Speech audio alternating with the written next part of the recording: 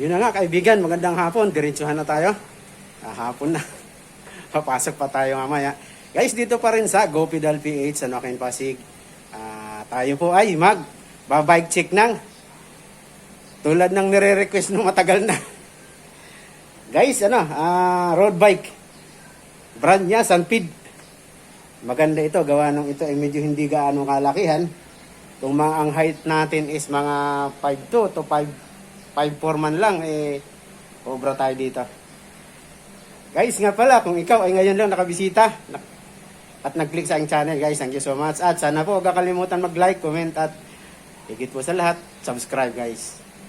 Click nyo na rin po ang notification bell para updated po tayo sa ating mga uploads.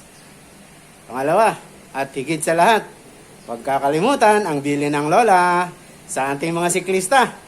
Ang mata ay dapat sa kalsada at hindi sa hita ng dalaga. Okay guys, start tayo. May kasama ko dito si Bossing ngayon. Yan.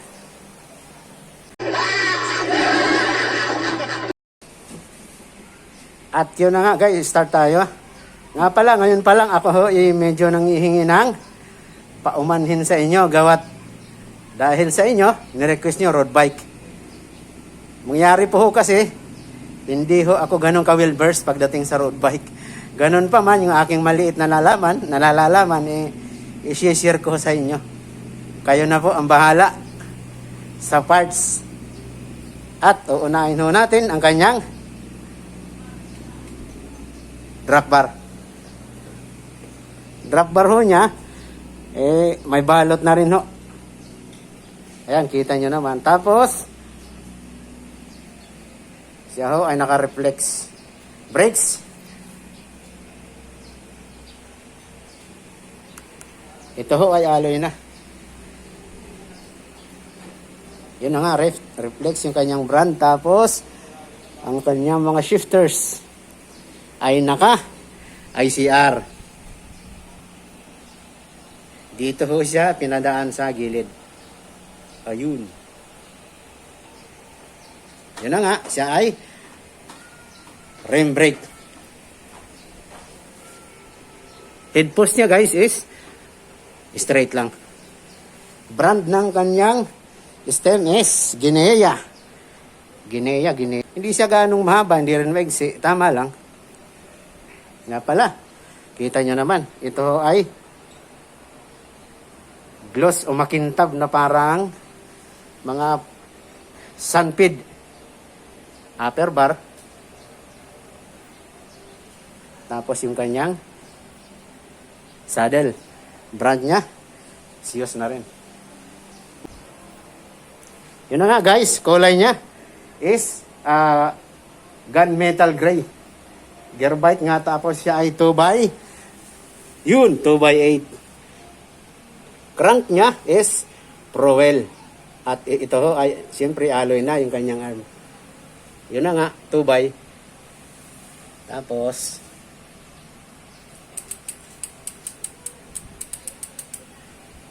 hinahanap natin guys yung kanyang tip.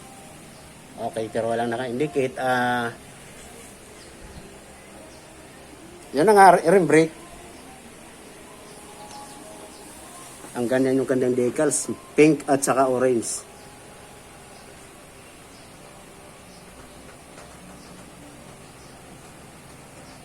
Ardin niya, yun na nga, Sinsay, reflex na 2x8. Ito ay 8. Huwag na natin bilangin guys, at ito naman inaando na kayo.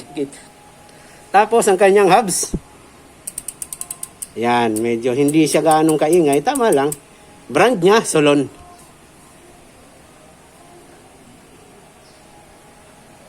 Rim niya, siyempre.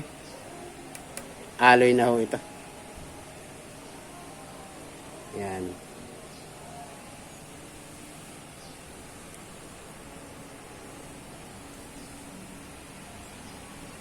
Yun na nga, Prowell. Tapos yung kanyang FD reflex din. Ayan, kita nyo naman yung brand. Reflex. Tapos, yaho ay naka. Ayan, kitang-kita nyo naman, silk bearing. Tapos yung kanyang mga joint. Nga pala guys, kaya pansinin yung kanyang pagdating ho sa alloy, kaya pansin. At, yun na nga, ang size niya. Ayaw mag-focus. 47. Yan, kita nyo naman. Frame size is 47. At ang kanyang lagayan ng water bottle holder ay nandito. At saka, nandito. Balik ito sa lower bar. Pero pagdating naman dito guys, sa dugtungan niya sa bandang taas, smooth welding na eh. Ayan, kita nyo naman. Tapos, ang kanyang seat post is yun na nga, sunfeed. Tapos, sa itsura pa lang ho nito guys, alloy ito. Yun na nga, saddle.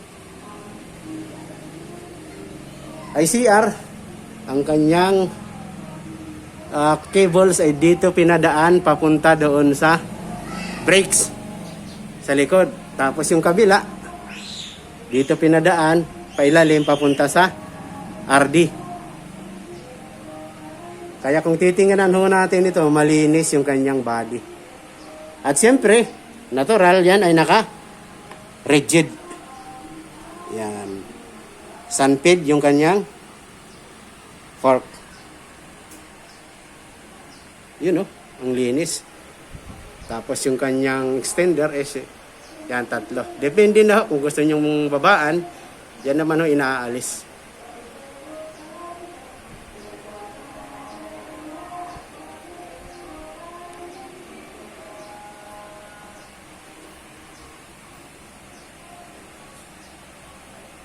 Yan.